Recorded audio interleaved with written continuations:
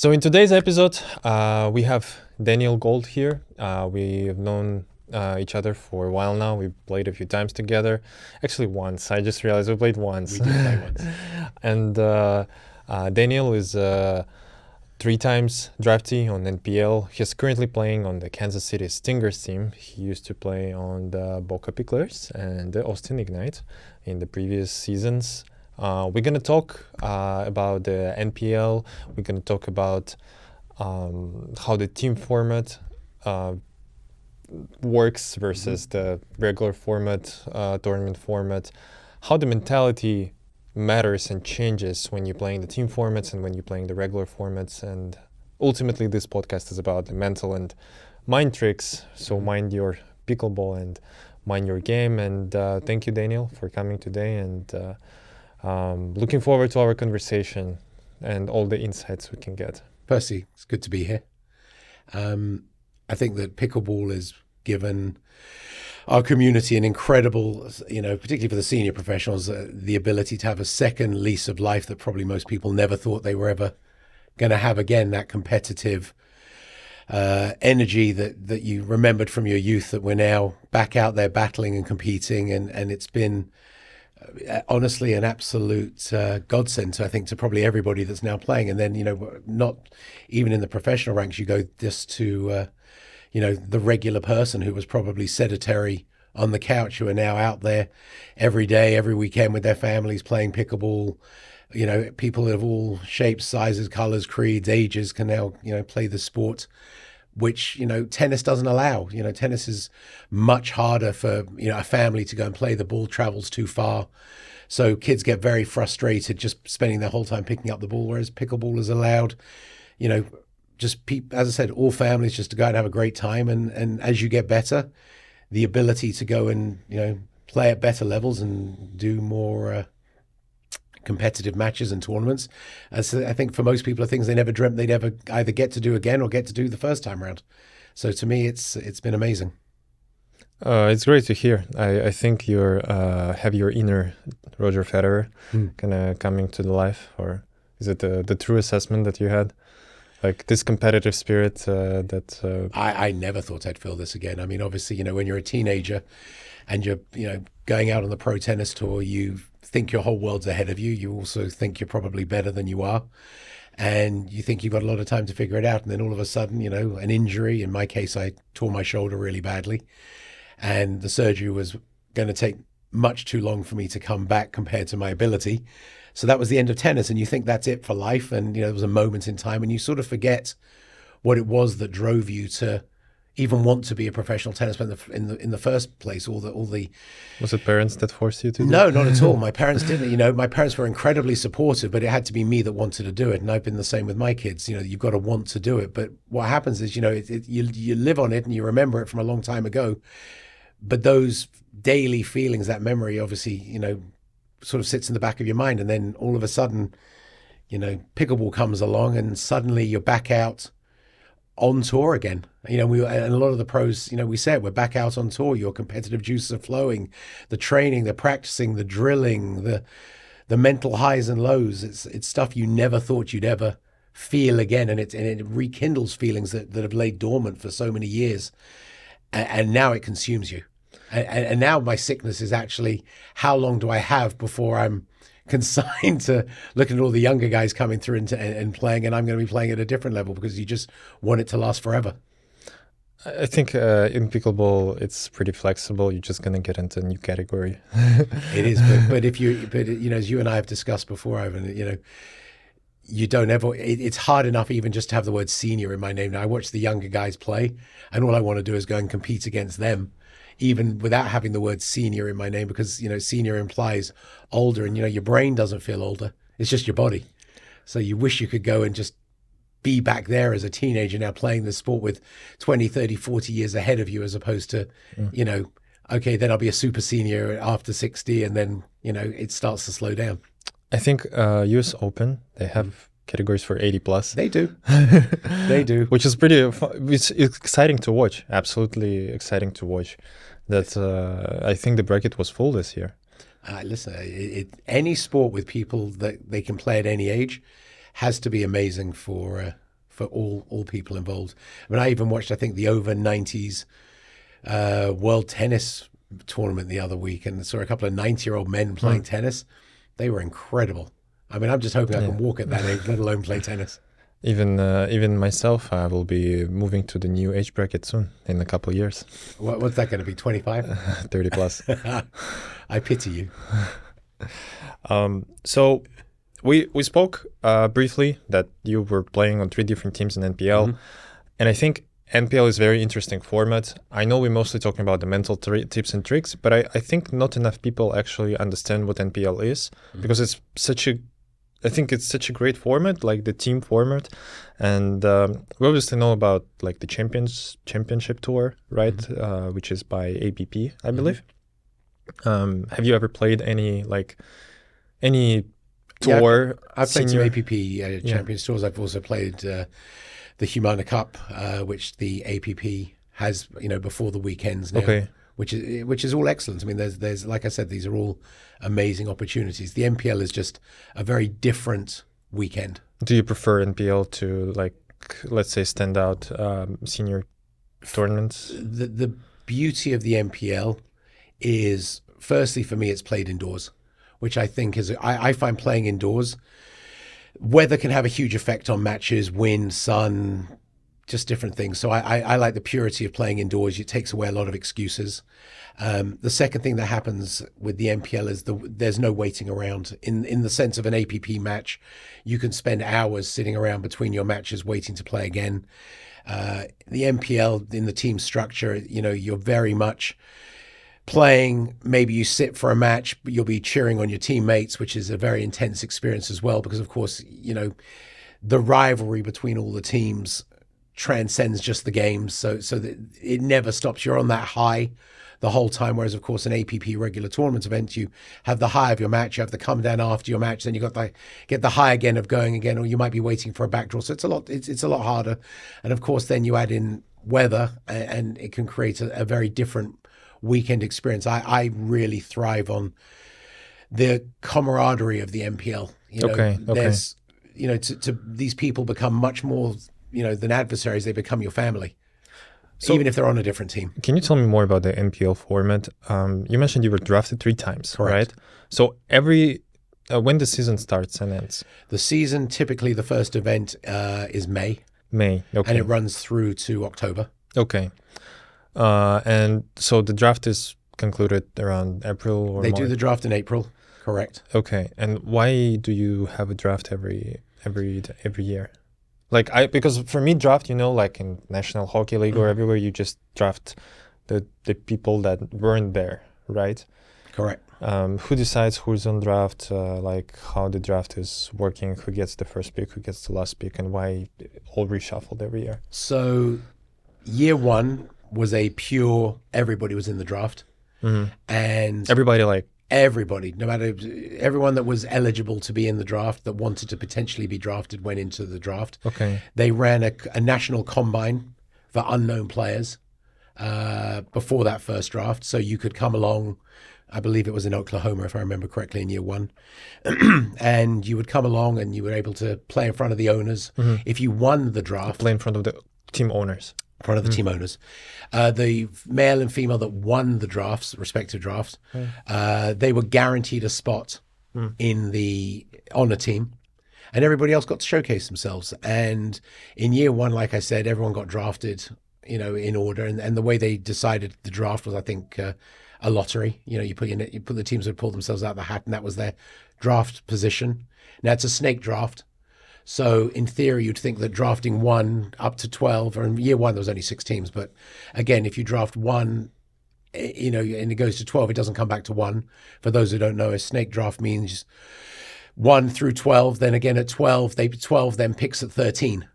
So a team that's probably selecting middle of the draft is probably going to have a more balanced top line team than potentially the team that picks 1, whose next pick then won't be till 24. So team have 4 players to pick? No, the team's going to pick the entire roster.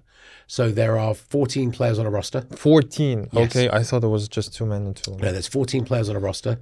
You've got 7 men and 7 women. Okay. On any given matchup, 6 men play against 6 men and 6 women will play in any given matchup on the weekend. So on the weekend, you have 4 different teams you'll play against. You'll play against a team Saturday morning, another team Saturday afternoon, another team Sunday morning, another team Sunday afternoon. Okay. Each time you play, there'll be 12 matches. Obviously, the first team to win 7 rubbers 12 matches.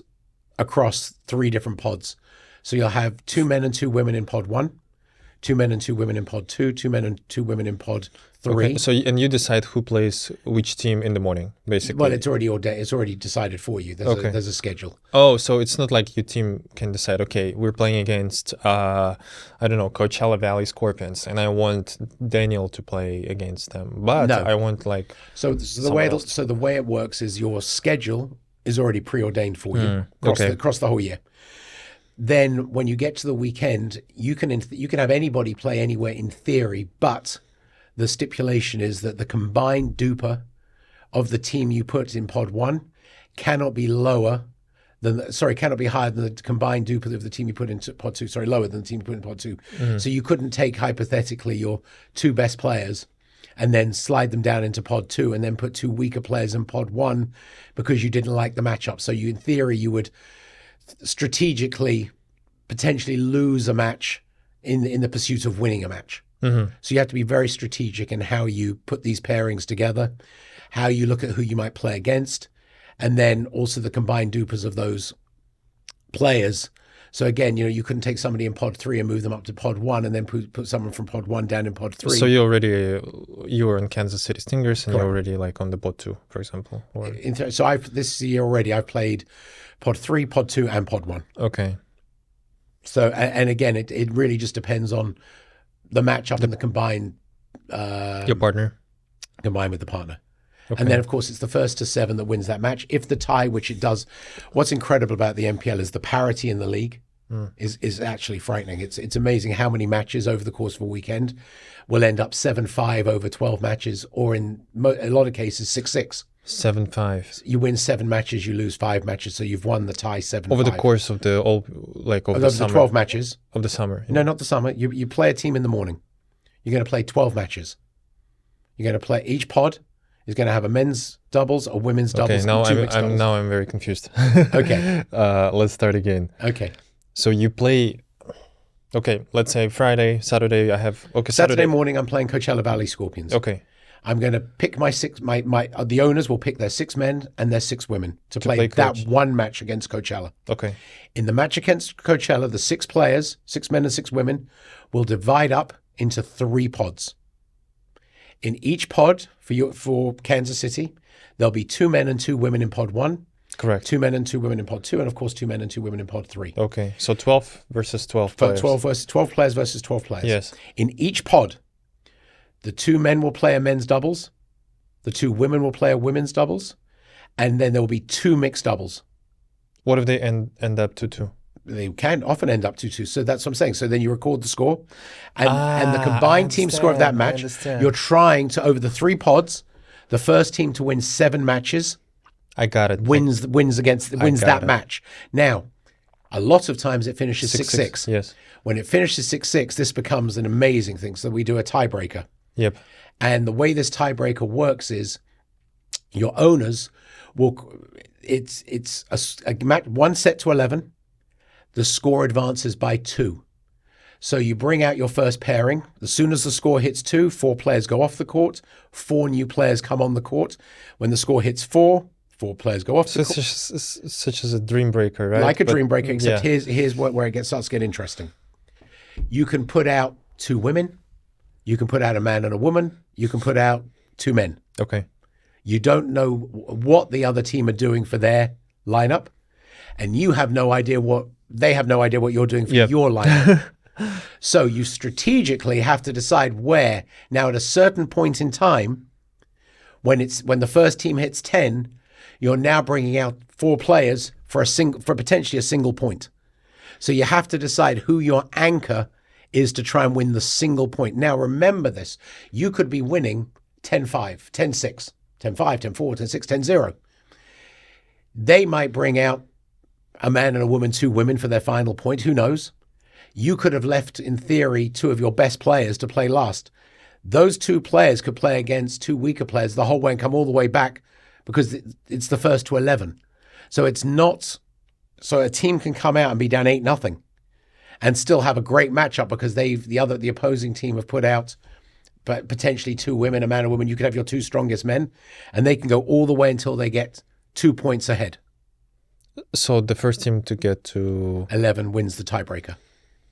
Okay, so even if I win 10-6 and I have only, let's say, weakest players You left, might, if you've put your weakest players and they've got their two strongest men, you could have two, and you'll watch it.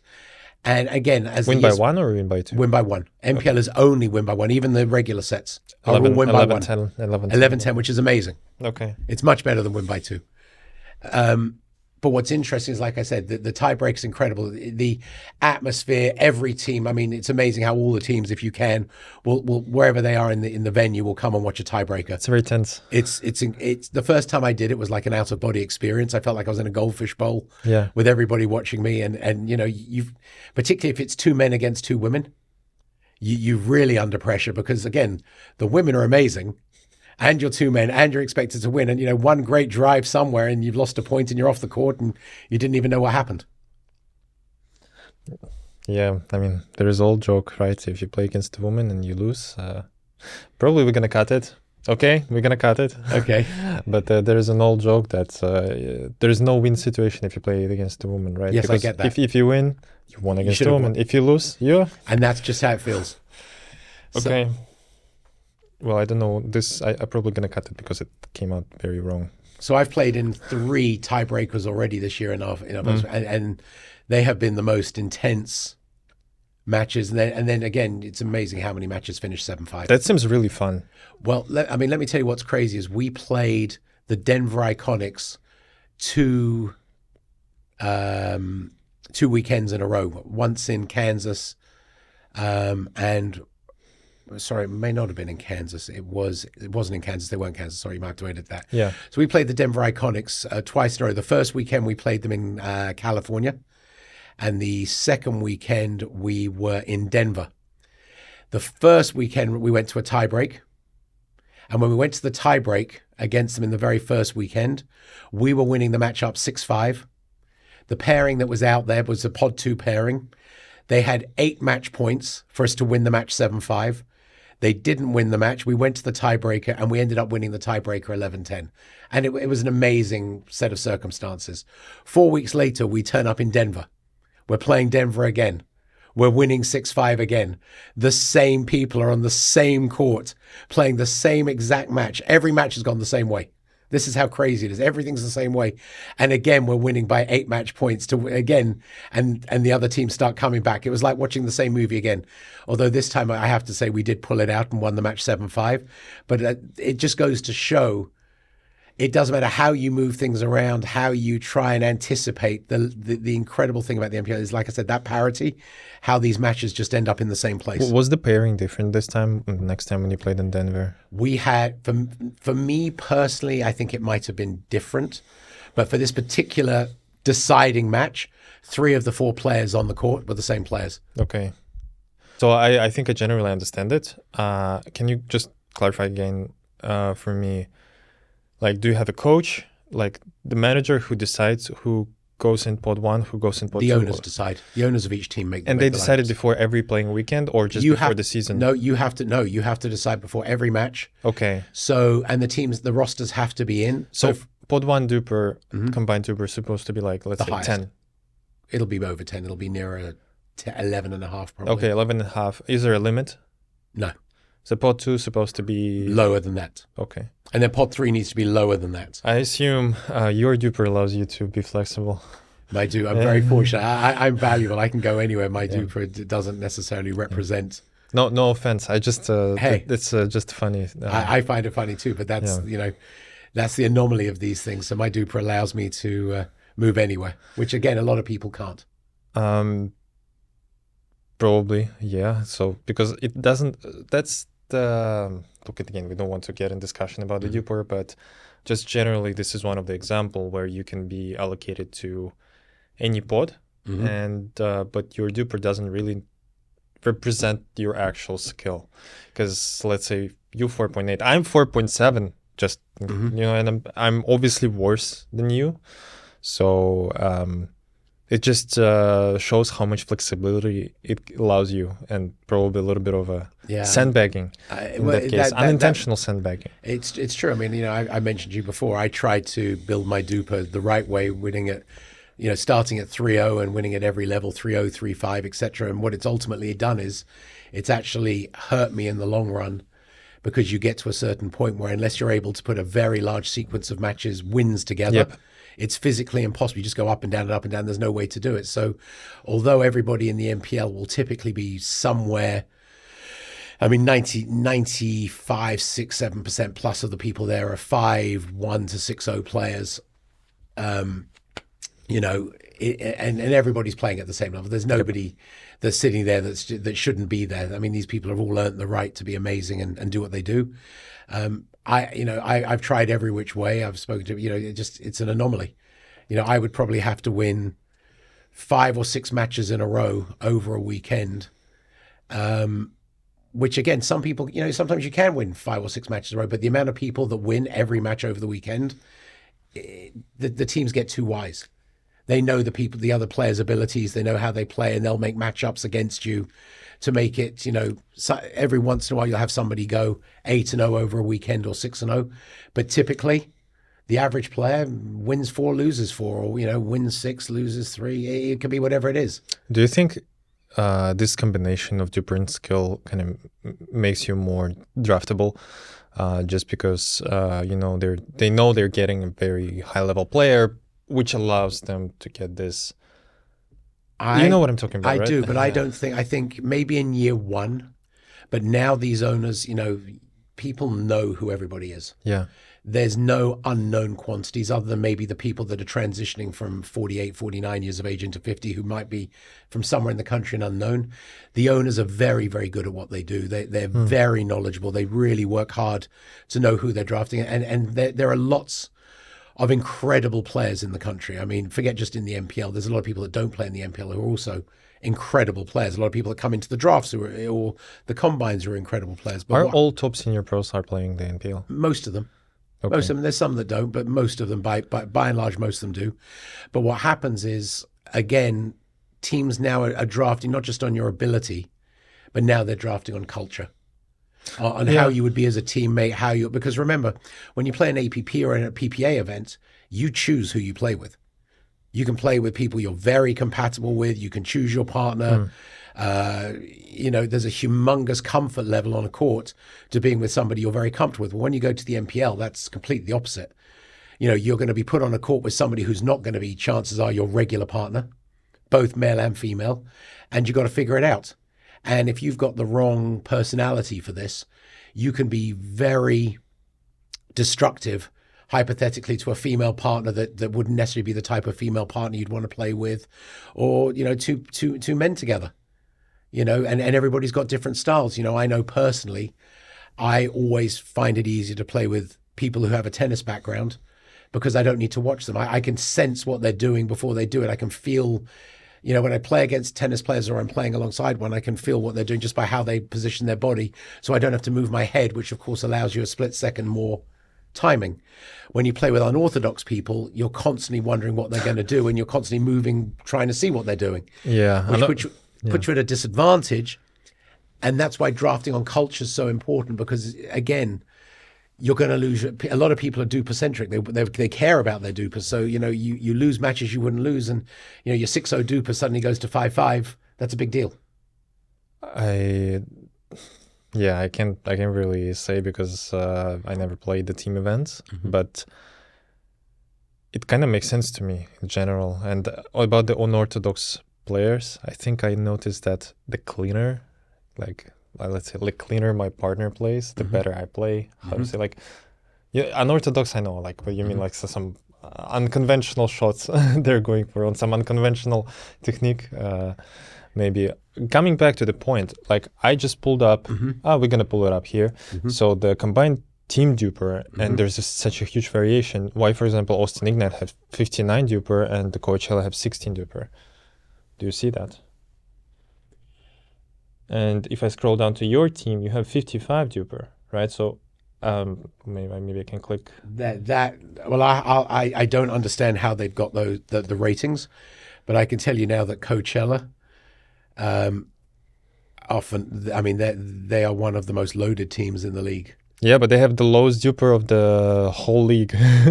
It does. There has to be maybe some DUPRs that aren't inputted. That something doesn't feel. It's not possible. Yeah. I think there's just a calculation error. There's a calculator. There will be. It won't be that. Okay. So before the draft, Yes. every year, are you like being put in a like neutral bracket, or because I see some people here, and I think mutual friend of mine, John, he's been on one team for 3 years, right? Which John? John Reedy. John Reedy, yes. Yes. So he was on one team for 3 years. Is it? Well, he wasn't. He's been on Coachella for 2 years. Okay, He for wasn't 2. there in year Okay, one. okay, for 2 years. So does it mean he got redrafted, or he just stayed? Like, So who gets redrafted? So as the league has evolved, in year 3, they were able to start to try to create some parity that would make the product better. So by doing that, if you could have players that were from your local demographic, it would be better because again, these teams are businesses. And of course, the businesses want to bring in local sponsors. They want to bring in local fans. They want to have an identity in their local community. So the concept behind trying to help those teams retain local players was brought in year 2 to a lesser degree, but in year 3 in a much larger way. So if you look at Coachella, for example, because you brought up John, I believe that of the 14 people on Coachella, I think they've only got one who's not based in Southern California, and I think they might be based Utah or Arizona. So they wanted them to train together? You can train together, but the community can identify more with you. If you look at the Boca team, so they allowed a team to retain 4 players, but also if you had a special exemption or somebody that was local, that was some type of sponsor or something that they could bring to the community, you were allowed to petition to the league to try and keep that player. But I mean, again, Coachella have intentionally tried to draft players local to them. If you look at Seattle, they'll have people in the Pacific Northeast intentionally. And that's not the whole team because it's not physically possible yet, but that's what everybody's trying to work towards is again, to have people that are more based in their community as best they can. But of course, there are going to be teams with players, from all over the country. Okay, so the Boca, for example, also had more of a local So players. if you look at Boca, it's got Greg Levine, who's local. It's got Alan Mendelson, who's local. Obviously, Merchant Marario was local. It's got Brian Levine, who's local. It's got Susie LeBlanc, who's local. Yep. I don't think I'm forgetting anybody. Peter Prodanov, who's not necessarily local, but he's based over in Naples. Yep. Kristen Harris. Chris Harris subbed in last week. Okay. But that's the concept. So, these concepts of trying to, again, for practice purposes. It makes sense to me. Yeah. It makes, oh my God. I mean, Boca practices, a couple of times a week together. So, that has a real advantage to it. Do you practice with Kansas City Stingers? We only get to practice, obviously, when we're together just before the event. Do you have a calendar for this year, like which team you're going to play each weekend? You know exactly the 4 teams you're playing before you turn up on the weekend. Okay, so about this season, you already finished your, let me check. We've played 3 matches so far. So it says 12 games played. Mm-hmm. A little bit weird. Okay, so total games played 12. You played 3 weekends. Mm-hmm. So you played one morning, one play in the morning, the afternoon. Now what's going to happen as well is, remember, you're typically taking, and allowing for injuries, you're typically going to take 7 men and 7 women to a weekend, which means that most people will play 3 out of the 4 matches, and you'll probably sit for 1 match. Yep. Unless you're playing in the pod ones, it's very hard to sit your best players. Okay. Other than through injury. So just to make sure I understand. So 3 weekends means you played 6 teams, Yep. right? One morning. Why? No, 3 weekends would mean, in theory, someone might have played. You'll play 4 teams a weekend, so you'll play 12. You play 2 days. You play Saturday and Sunday, and you'll play four teams every weekend. Okay. It's the 12. Okay, so here's the 12. Okay, makes sense. So you still have 8 to go. 8 more to go, correct. Okay, and then after 20 games, you're gonna have a full table for full standings, Correct. and then you're gonna play the four first teams gonna advance to the, let's say, Quarterfinals. quarterfinal, Correct. and you're gonna play like the wild card. Correct. And then you're playing, and then 8 teams are playing essentially a round of 16. Okay, understood. And each weekend, Like a Champions League. and basically yes, and of course every weekend there's prize money every weekend that you play for the teams that first and second that win. How they do on the weekends.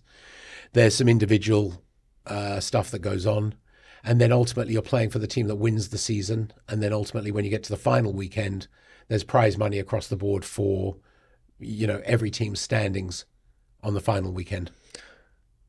Who decides where those events are happening?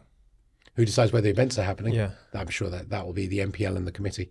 Okay, because last year that's how it was my first NPL event, was a PickleCon at Kansas City.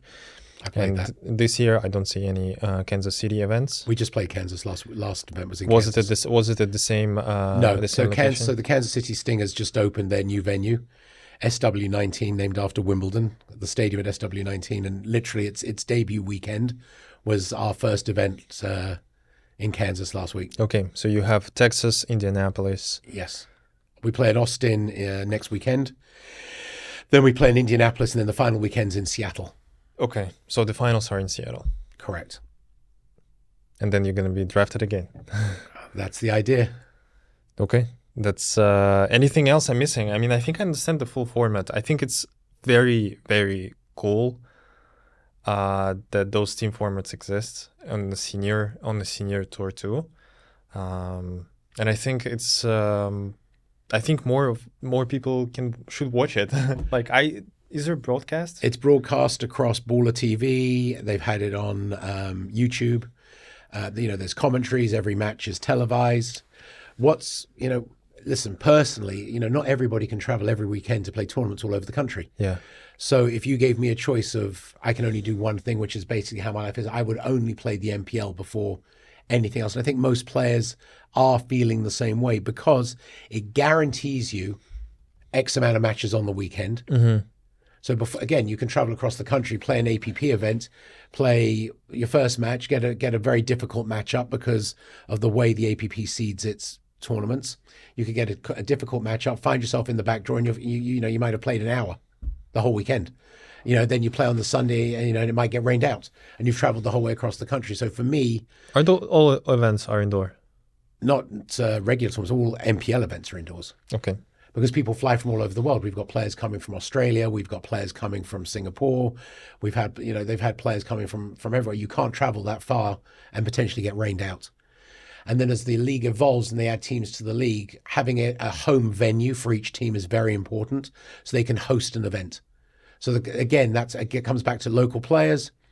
New teams have to be able to host their own event, which then allows them to have the lead up to that event, have a lot of events in that lead up to the NPL, which again can be revenue producing for the team, but also community endearing for the team. So in Kansas, when we were there, we had Stingers Week, and we had, for example, dinner with the Stingers at a beautiful vineyard one night. We did Pro-Am with local community. We did a kids clinic with a lot of kids from the local community. There were a lot of practice sessions. They had a breakfast with the Stingers. So by the time we got to the weekend, we had a large community support coming into the venue to support us when we were playing, which of course makes a big difference if you've got a hometown support. The same would be said about, when we were in Denver, the support for Denver at their venue was incredible. I mean, the place was erupting as Denver were playing. How do you think do a lot of people come to watch NPL specifically? I think that not as many as should be coming, but more than have been coming. So, each event we are getting more and more people coming. Okay, so it's getting better. It's getting better. Branding and letting the community know. And a lot of that comes down to, again, if you have local players playing for your team, you're naturally going to gravitate to having them, families, friends, and local community come and support them. True. So it's that mentality shift that the NPL has put into it that's allowing now it to grow, to get more people coming to watch. And like anything, marketing plays a huge part in this. And, it's a new business, and slowly but surely it's increasing in viewership. Yes. Thank you very much for breaking down the NPL for me. I mean, I think it's a very cool format and very entertaining, very competitive, and very fun. I think kind of leads to another question, which is more closer to what topics we like to discuss. Do you think pickleball long term will more exist as a in-team format or just in a regular format, such as doubles versus singles? And another question is obviously our main. Do you think there's a mental game differences between when you're playing as a team or when you're playing as you're So 2 questions. on your own? I get that. So 2 questions. Let me answer the first one. I think you only have to look at how many team events are coming for all ages across the country to realize that the team format is heavily supported. I mean, only this morning I was watching the All Florida League teams, highly competitive. There's a couple of, there's another senior league that's been brought about for 55 plus that will be starting soon, again with 12 teams in it. And of course, you've got the MLP that's expanding all the time. And you look at the crowds and you look at the excitement around those events, to know that a team event, being part of something more than yourself, I think is definitely, firstly, it's here to stay, and I definitely think it's the way forward. I think that it's a great format. The second question you asked was, excuse me, whether there's a mental difference. The mental difference. There is, to me personally, I think there is a ginormous mental difference. I practice and play, obviously, rec all week long, training and practicing with a number of people who all say, I'm going to come and play in the NPL. I'll get drafted. I'm great. I've got this DUPR. I'm fantastic. And I'm like, it doesn't work like that. Being good in rec play or, going to play tournaments is not the same as playing in the NPL. And they look at me incredulously and they go, why? I go, because mentally, it's unlike anything you've ever done before. Well, how different can it be is the answers I get back. And I go, it's worlds away. You're not playing for yourself. You go turn up at a tournament. You lose. Most people don't even know you lost. Most people don't even care that you lost, and you go home and life goes on. You turn up at an NPL game, every match matters. Every match matters. Every minute matters. Every point matters, because you can win or lose a weekend. Win by one format. First, it's win by one in your match, but I'm talking about there are certain things that if you come to a tie break at the end of the weekend in the very last match on a Sunday, because you run out of time, people have to leave, your point differential will matter on trying to win an entire weekend. So, losing 11-10 versus losing 11-3, or losing 11-10 instead of losing 11-9, that what single point could be the difference between your whole team winning a weekend or your team losing a weekend. So everything matters. You're not playing for yourself anymore. You're playing for everybody. And that level of intensity and that level of every point matters, and that level of every rubber matters. And I've just lost, and now I've got to come out and play again and get myself up to go and win again with somebody I might not be used to playing with. It's incredibly challenging. I mean, imagine you lose a men's or a women's doubles and you've lost a close one, maybe 11-10 in the third, and you're mentally, normally you need to decompress that, only to find out 30 minutes later you're now going out with an unfamiliar mixed doubles partner, and you've got to get ready again and go again. And if you don't win this match, maybe your team loses the round, or maybe it wins the round. Or maybe you've just lost a very tight match or won a very tight match, and suddenly you find yourself in a tiebreak situation, which I mentioned to you before, and you've got to go out and play. Are you allowed to coach? There is coaching allowed now. This year, before there was no coaching allowed other than at timeouts. You're now allowed to coach in between. So the whole team can come. The whole team, when you have a timeout, you can go on the court and coach your players. But now you can actually coach them in between points as well. Okay.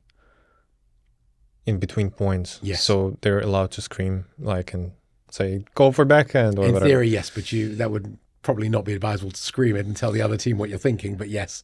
Okay. Can just speak a foreign language. That would work as well. Just learn Mandarin as a team, and you will be able to communicate. If you could do that, I think that would work. Interestingly, I'm looking at the games and game points. So the games, so each bot plays 4 games. Yes. Sorry, no. Yeah, they do. Yeah, 4 games. And each game is played to 11. two of 2 out of 3 to 11. Okay. And win by 1, not win by 2. Okay, understood. So this is the games that are within the game, right? Within the matches. So let's say you are 10 here. So you won 166 games, but you lost 198. Right. So what matters more, the game differentiator or the point differentiator? No, ultimately it's winning the rubber. The only thing that matters is winning your match. Okay. You've got to get to 7. What's going to be more important if you in the standings later? In the standings later, if 2 teams have the same record at the end, it'll come. Maybe who you match up against in the final weekend for the tournament. It'll come down to whether it's sets won or points. I don't know what how they choose that. So it's not like head to head game. No. Okay. So let's say you because every team plays against each other the same amount of times over the course of the year. I think it would be hard. I don't know honestly, I don't know how they're going to differentiate if 2 teams had the exact same record, but I doubt very much over 20 matches. In 12 teams, there's going to be too many teams with the same record. Okay. I mean, but if it does come down to that, then yes, it's going to come down to matches won and lost probably. Because it won't be points won and lost. In my just my sport enthusiasm, just saying to me that logically it should be head to head first, and then if head to head is let's say equal, let's say how many times you play, let's say Coachella, how many times over the 5 weekends you're going to play them? 2 times, I guess. You play them 4 times over a season. Okay, you play each team 4 times over. I believe it's 4 times over a season. Okay, and let's say if they won 4 times against you, they probably should be higher in the table. What sport are you referring to with your background that head to head is the tiebreaker? You talking about our football? Yeah. Our football's not the first tiebreaker. Head-to-head is not the first tiebreaker. First tiebreaker. It depends on the league. It depends on the league. Any league is always goal difference. Champions League has a Champions League when it comes down to it will still be goals difference before it goes to head is not the first one. It's goal difference. It's always goal difference. I'll challenge you on that live on our podcast that it will always be goal difference. Head-to-head is further down. Now, head-to-head comes into if it's all the same.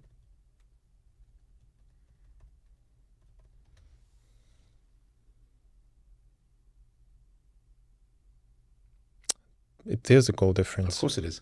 Then it's head-to-head. There was a certain event that had a head-to-head first. And I don't remember which one exactly. Head-to-head's only ever going to come into play if everything's the same. Then it's who beat who. Maybe it didn't work up in era. Okay, let's say it's going to be the good challenge for me. Now I have to remember which sport it was head-to-head first.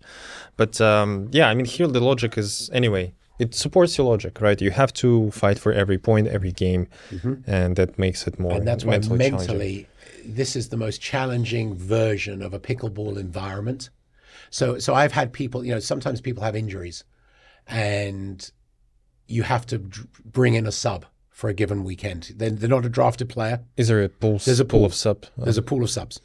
And you can draft in an undrafted player to join your team. And it happens. You bring in an undrafted player whose DUPR, whose skill set is going to be as good or as bad as anybody in the league, because you're not going to draft anybody who's terrible. The amount of people that come in who have never played before, who do not win a match on the weekend they were brought in, would blow your mind. I'm not going to say names because it's not fair to those individuals, but I can tell you now that we had last season, I had a personal friend who came in who I would argue, him and I play regularly, and he'll beat me as often as I'll beat him. Went 0-4.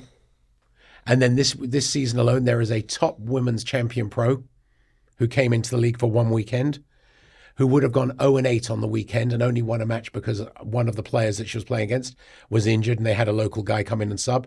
She potentially would have gone 0-8 and one of the top female players in the country. Didn't win a match. And by the way, wins everything. Because again, not necessarily partnering with somebody they would normally partner with and a different environment. And that doesn't make her not one of the most amazing players in the world, because she absolutely is. It's just different. Nothing's where it's supposed to be, if that makes sense. Unless your team's fortunate enough to draft you your regular partner. Okay, I see what you're talking about. So I just, I'm not going to call the names. Are we going to be off record here for a second? Because I'll tell you, we're off record. If we're going to be on the camera, I'm not going to say it. Let me just say it on camera first. So I went into NPL in the players database and I sorted by win percentage. And I see a couple players here who have 17 losses and just 1 win. And oh wow, 0 wins for a few players as well. I've got losses on my thing where I didn't play. Yeah. So I've sacrificed. So for example, I've played dead rubbers with people just because I said I'll be there. I understand. So you specifically played it. So that's the strategy you're talking about, right? Correct. So I've done things because of my DUPR so if you look at what I do,